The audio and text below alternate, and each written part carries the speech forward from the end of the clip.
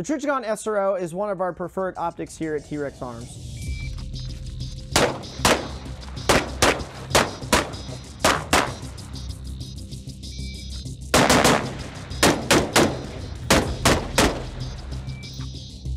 Now I know some people out there have said, hey, it's not a durable enough optic for duty use and they break right away, or they broke because someone dropped it from 5 feet and hit the concrete.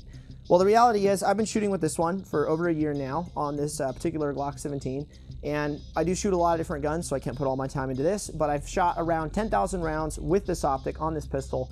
And I've also used this in an outside the waistband holster, shooting prone quite a lot, which means that this optic is constantly hitting the ground as I drop into the prone position, and this optic is still going strong. Now, I'm not going out of my way to drop this sucker on the ground or on the concrete, because that's something we obviously want to avoid doing. But I think for the majority of people, this optic will be just fine. But is it as tough as the Trijicon RMR, the traditional?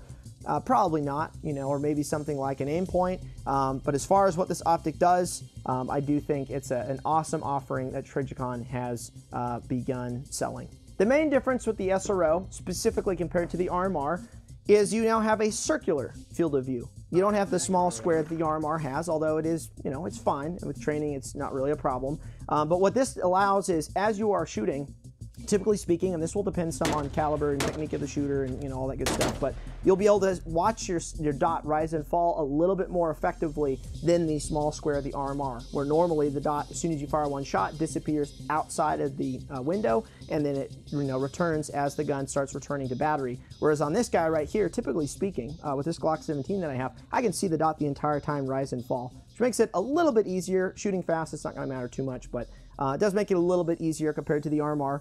And then the real big difference between this and the RMR is it is not, the battery does not load to the bottom anymore of the optic. That's sealed nicely shut.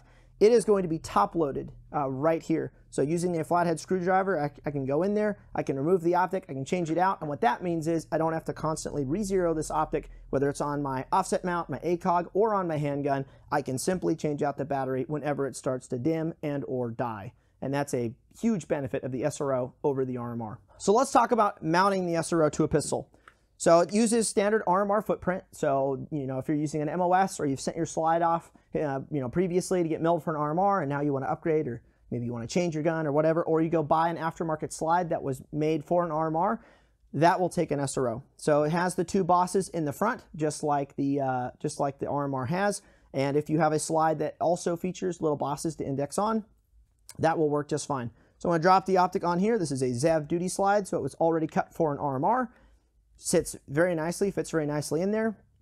And I will be using the two screws that are included with this particular slide. Quality slide companies are going to offer screws with the slide that they cut, or they will have screws that you can buy, or they are included. In this case, these are included with the ZEV duty slide.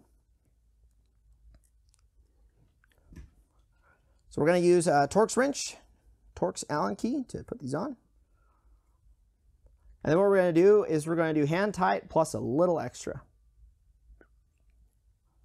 And there you go. The SRO is mounted. Now, one thing to note on this optic, because it scoops forward super far, Trijicon recommends that you do not mount this optic on a pistol or on a slide cut that puts the front scoop of the SRO over the ejection port.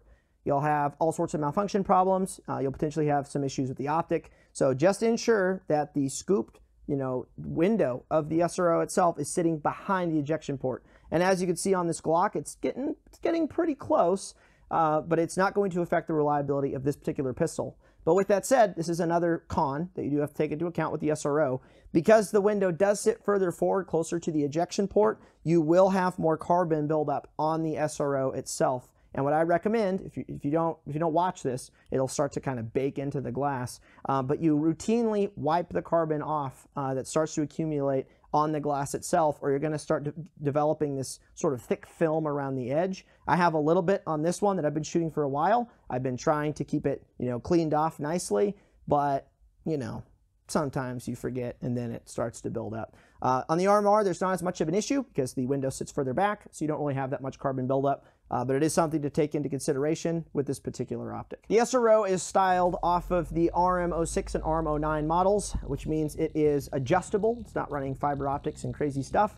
There's going to be a plus button on the left side of the optic, and then there is a minus button for brightness on the right side.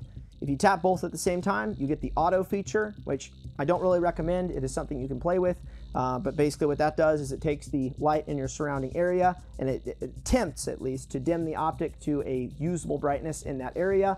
The downside to that is if I am in a lit room such as this, shooting into shadows, my dot will be very bright and bloom, and vice versa. If I'm in a dark room, it will be very dim, and then I'm trying to shoot outdoors into the sun, and I'm not going to see an optic at all. So I prefer running manual, and I simply just hit the plus sign when I need it brighter, hit the minus sign when I need it dimmer, and this is especially important if you're running night vision and you're working in varying lighting conditions, moonlight or street lights, different night vision, you're adjusting your gain, you're running an IR illuminator, and you're actually going to need to be able to play with those buttons to ensure a proper dot brightness to prevent bloom and also ensure a very precise aiming point under night vision.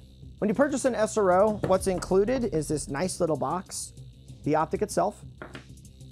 Underneath the foam, there's going to be a single 2032 battery, in this case an Energizer, so that'll go straight into the optic.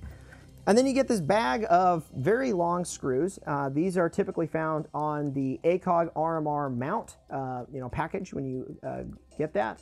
These are much too long to fit in standard slide cuts. So this is not going to be something you're going to use really at all, since the RMR mount even comes with these screws already. So you can pretty much disregard this. There's Loctite, manuals, stickers, and swag, all of that good stuff. And if you purchase this from T.REX, you will get a zero target, which is also downloadable on our site. And I recommend a 10-yard zero is typically what I do. I'll be aiming for this fine, refined point here in the center. And the thing to know about pistol zeroing is the realistic expectation for what kind of group you're going to get is not going to be a tiny, tiny group at 25 yards.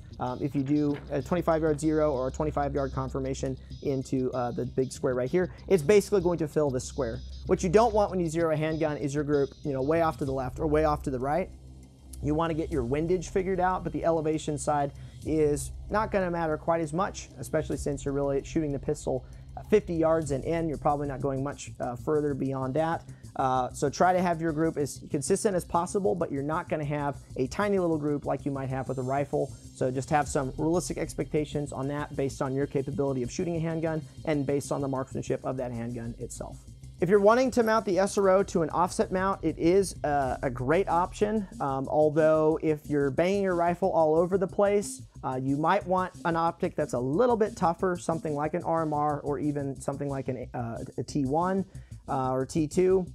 As this optic is a little less durable than the RMR, but this is a very fast optic, a really nice optic to have offset, especially on like a competition rifle. I've run these offset a little bit. This is on the T.REX offset with the riser plate installed, so you have that nice big window, that crisp 2 MOA dot, and this thing can definitely put in work. But the durability side, if you're throwing your gun all over the place, you might want a different optic. If you have any other questions, you can email us at team@trex-arms.com.